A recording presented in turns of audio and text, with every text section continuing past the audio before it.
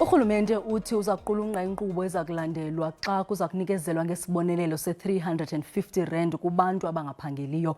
Umphathiswa wesebe lezophuhliso uLindiwe Zulu uthi lo ngumba ophambili kurhulumente. UMzantsi Afrika ujongene nomngeni wentswela-ngqesho, isithathu kubantu abalishumi abanamsebenzi. Lo bhubhane wentsholongwane ye-coronavirus naye uza kuqhubela ekubeni abantu abaninzi baphulukane nemisebenzi.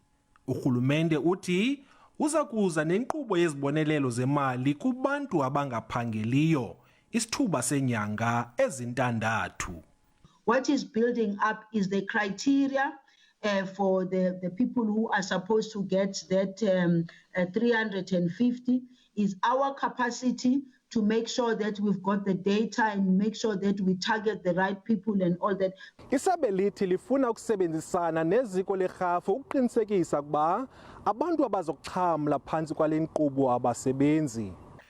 Kusenjalo amalungu asepalamente afuna kuqwalaselwe urhwaphilizo kwinkqubo yokunikezelwa kokutya. I just pick up some social medias this morning. Some people saying, I've already got a call if I can form an NGO. 100 million is available.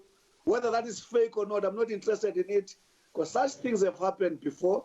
And I think the biggest challenge to protect the reputation of this noble intervention is going to be tight supervision. Isebe liyavuma ukuba ikho imingeni kule nkqubo yokunikezelwa ngokutya. Xulelani Philip, SABC News ePalamente.